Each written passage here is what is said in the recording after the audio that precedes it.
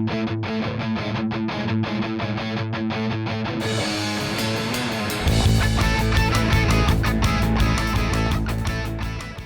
evening and welcome to our final edition of The List on UWW-TV. I'm Dominic Ottens alongside Corey Moen, and we have a good show for you tonight as we have both enjoyed our time here on UWW-TV. We are excited to present our final top 5 sports stories of the week and discuss why they made the top 5. Did your top 5 make our list? Let's find out. At our number 5 spot, Giannis and KD dueling it out as the Bucks and Nets go down to a nail-biter as Giannis scores 49 points compared to KD's 42 in a 117-114 victory for Milwaukee. So, Corey, do you think that these two teams will meet again in the Eastern Conference Finals? Dom, these two are a lock to make it to the Eastern Conference Finals, and here's why. I just don't believe in the 76ers. I don't believe that Joel Embiid, who has been playing at an MVP level, has enough around him. I don't think he has a lot of consistent shooting around him. So, Bucks-Nets playoff series, book it. I will agree in saying that Joel does not have the shooters around him. Ben Simmons, I think, is the first example of that. Nothing against him, but he's just not the type of support that Joel needs.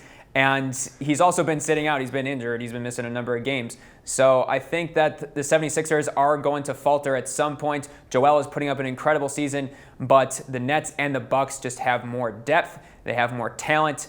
And I wouldn't be surprised if either team takes the 1 seed by the time the season wraps up. But at some point, I would say that the 76ers may meet the Bucks or the Nets in the playoffs. But again, the Bucks and the Nets are going to be the Eastern Conference Finals. And I think it's going to be a great series watching Giannis and KD continue to go at it. At number 4, the Brewers claim the series versus the LA Dodgers, who are the reigning World Series champions. What are your thoughts on this exciting series victory over the Dodgers? Well, I can say one thing right off the bat. I did not expect this at all. I can't exactly say I marked this one on my calendar and said, yeah, go Brewers, we're going to win this one. But hey, I mean, this is just another surprise added on to already a great season. The Brewers pitching, again, has just been lights out. And the fact that they were able to hold the Dodgers to such few runs, I mean, granted, the one loss that they did have was kind of a bad loss. But hey, I'm just excited to see that this is a Brewers team that can continue to put the heat on and just continue to win games. Dom, I have to agree with you there. This was a big series win for the Brewers. Look, the first 2 games, we were able to hold the Dodgers for a combined 2 runs. That's what impressed me the most. In the third game, obviously with the Travis Shaw walk-off single, but, unfortunately the news came out today that this starting right-hander for the Dodgers, Dustin May, is going to be out for the year, and he's going to have to undergo Tommy John surgery. So, that is obviously a huge loss for the Dodgers. It's going to be interesting to see how the Dodgers bounce back from losing such a great pitcher. I think that this could be a potential playoff series down the line. I think that the Dodgers still have enough talent to be able to make a great run. And if the Brewers can continue this up, which history shows that they may or may not, they're too inconsistent to tell at the moment. But I think this would be an exciting playoff series just because we've now seen how these two teams can balance each other out, and I think that it would go to 7 games. So I'm kind of hoping for it right now. We've got more coming up on the list, including news on the NFL draft and the surprises that came from that. So we'll be right back.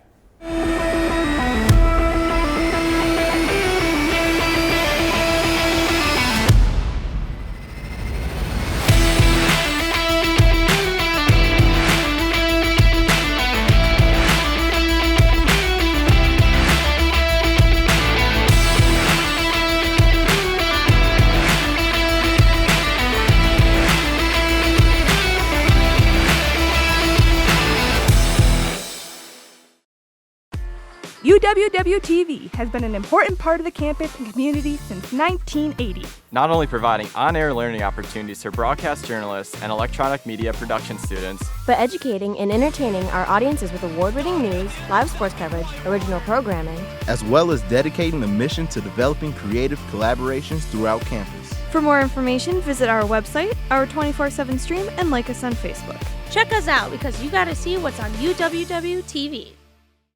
The James R. Conner University Center on UW-Whitewater's campus is a gathering place for students of various cultures, backgrounds, and lifestyles. The UC is a great source for information, campus tickets, meetings, entertainment, food, gallery exhibits, workshops, and all of your hot card needs. Whether you're looking for a place to study between classes or just a place to hang out with friends, the UC is the place for you. For more information on the UC, please visit uc.uww.edu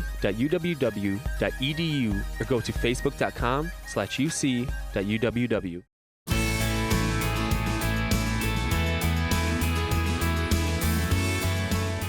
Practicing social distancing is imperative to maintaining safety in the residence halls this year in lounges and common areas.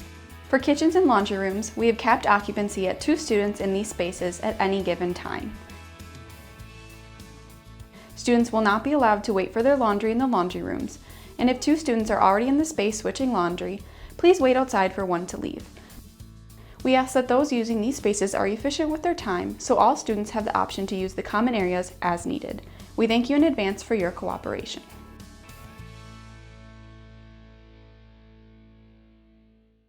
Welcome back to the list on UWW-TV. Let's continue the countdown to this week's top sports stories.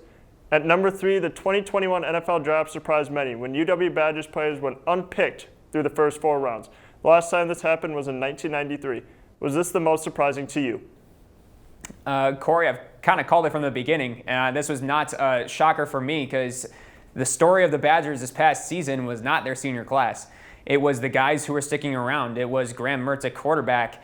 And while the Badgers are still known for producing good talent at the offensive line, O-line U, and same thing at running back, It just wasn't the same talent that we're used to. I mean, you can't produce 2 Jonathan Taylors in a row, man. But it's still exciting to kind of see the guys that went later on. The Packers were still able to grab 2 offensive linemen and kind of help replace some of the talent that they had lost in this offseason. So I'm happy for the guys. Groshek getting signed after the draft. So it's just going to have to be a wait and see for this year. Dom, I completely agree with you. Look, the Badgers didn't have any players from this past year that really stood out to me. Usually we have a few guys from offensive linemen or running backs, but we didn't really have any of those guys like that this year. We unfortunately had the 3-game pause due to COVID protocols. And then after those 3 games, we never found our footing, and that's why we got the result where not a lot of guys from the Badgers were drafted. Well, I hope that, just because they're late round picks for the offensive linemen for the Packers that they grabbed, I'm just hoping that they can prove that Wisconsin is still able to produce talent even in a later round. Mm-hmm. But speaking of the Packers and their drafting, there's more stories coming from them. As most Packers fans know, quarterback Aaron Rodgers has announced his growing frustration with the Green Bay Packers.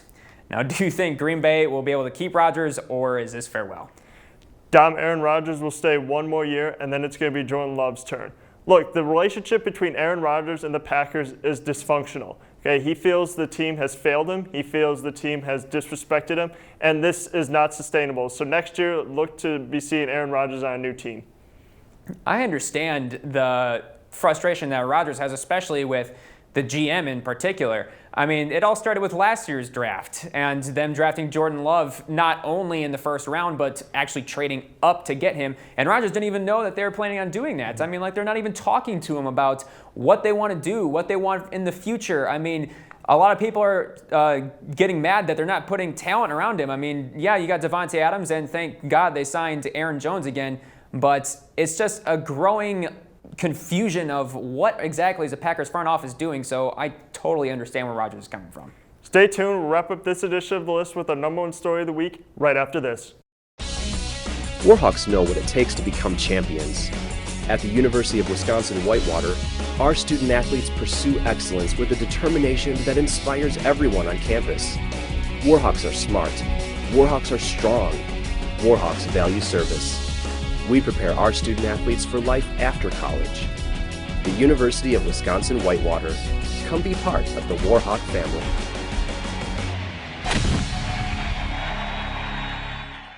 Turn us on.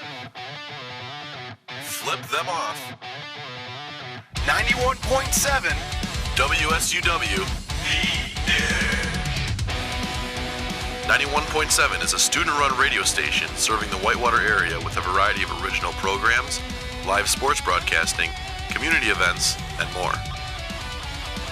So turn us on. 91.7 FM, or stream us live at 917theedge.com.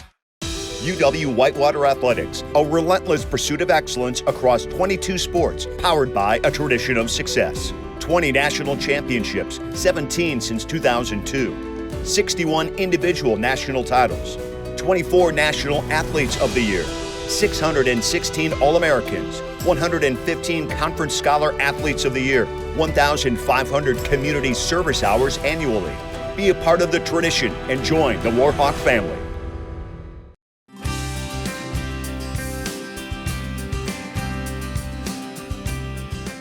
In order to safely provide desk services, plastic barriers will be installed at all operational residence hall desks. Student employees will wear face coverings, and any lines that occur will be spaced out via visual markers on the floor.